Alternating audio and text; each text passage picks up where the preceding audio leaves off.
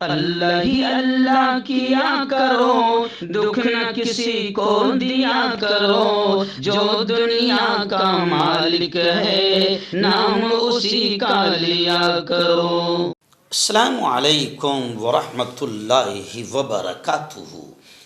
ناظرین، استقبال ہے، سواگت ہے آپ کا viral news live studio Jalgaon, Maharashtra, India میں۔ میں آپ کا میزبان مفتی محمد ہارون ندوی۔ ناظرین، آج پرائم نیوز میں بات کرتے ہیں کہ آخر مرد مجاہد، شیر، جس نے اپنی زندگی میں شہادت کو تو قبول کیا لیکن امریکہ اور اسرائیل کے تلوے چاٹنا قبول نہ کیا، ایسا شیر، ایسا لیڈر، سپریم لیڈر، جو 86 سال کی عمر رکھتے تھے اور اس بوڑھے سے امریکہ اور اسرائیل کی پتلون گیلی ہوتی تھی۔ خیر،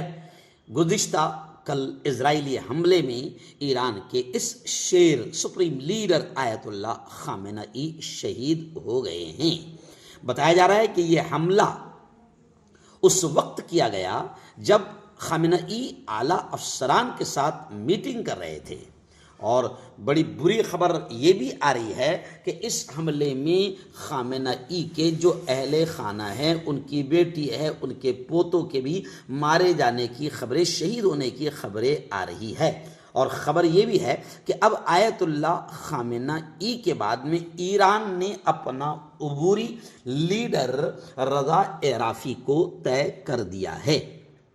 اسرائیل اور امریکہ نے ہفتے کے روز ایران کی راجدھانی تہران سمیت کئی شہروں پر حملہ کیا تھا۔ اسرائیلی حملے میں ایران کے 7 سینئر افسران بھی مارے گئے ہیں۔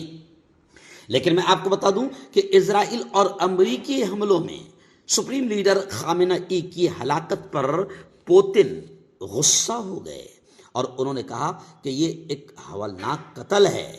اور اس کا خمیازہ دونوں ملکوں کو بھگتنا پڑے گا۔ ظاہر بات ہے کہ شیعہ برادری جو ہے آیت اللہ خامنئی کو اپنا امام اور امام معظم مانتی ہے، اور امریکہ اور اسرائیل کو یہ خمیازہ بھگتنا پڑے گا، کیونکہ ایران کا حال یہ ہے کہ وہ اس طریقے سے اتنی آسانی سے اس کو قبول نہیں کرے گا، بلکہ جوابی حملہ زبردست کرے گا۔ اور خبریں آ رہی ہے کہ خامنئی کی موت کے بعد ایران نے اسرائیل پر زبردست بڑا جوابی حملہ کیا اور ایسے میزائل برسائے کہ اسرائیل کے رہائشی علاقوں میں عمارتیں، بڑی بڑی عمارتیں ملبوں میں اور ڈھیر میں تبدیل ہو گئی ہے، اور اسرائیلی ہلاکتوں کی تعداد بہت زیادہ ہو گئی ہے۔ ظاہر بات ہے کہ جو صرف ہمارے ملک میں جیسے گودی میڈیا ہے، تو انٹرنیشنل لیول پر بھی گودی میڈیا ہے جو اس کو نہیں بتائے گا۔ لیکن خیر، آیت اللہ خامنئی بھارت کے بھی ایک اچھے دوست تھے، بھارت کا ایک اچھا دوست چلا گیا ہے، اور آیت اللہ خامنئی کے ماننے والے لاکھوں بھارت میں بھی ہے۔ تو بھارت کے کشمیر میں، بھارت کے لکھنؤ میں اور بھارت کے دہلی میں زوردار انداز میں آیت اللہ خامنئی کی شہادت پر لوگوں نے احتجاج کیا، اور امریکہ اسرائیل مرد آباد کے نعرے لگائے، اور شیعہ برادری نے سوگ منانے کا بھی اعلان کیا ہے۔ اور بڑی بات تو یہ ہے کہ پرینکا گاندھی نے اپنا ریئیکشن ظاہر کرتے ہوئے کہا ہے کہ جناب، ایران امریکہ اسرائیل جنگ جو ہے یہ مشرق وسطی ہی نہیں، دنیا کے کئی ملکوں پر اثر انداز ہوگی۔ اور پرینکا گاندھی نے یہ کہا کہ آنکھ کے بدلے آنکھ پوری دنیا کو اندھا بنا دیتی ہے،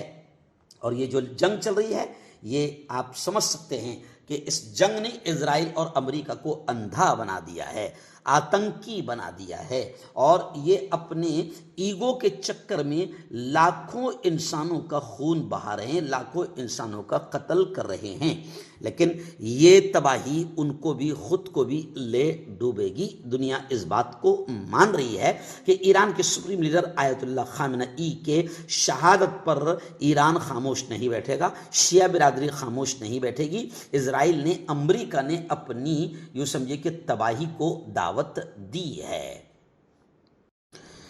مگر افسوس کے ساتھ یہ کہنا پڑ رہا ہے کہ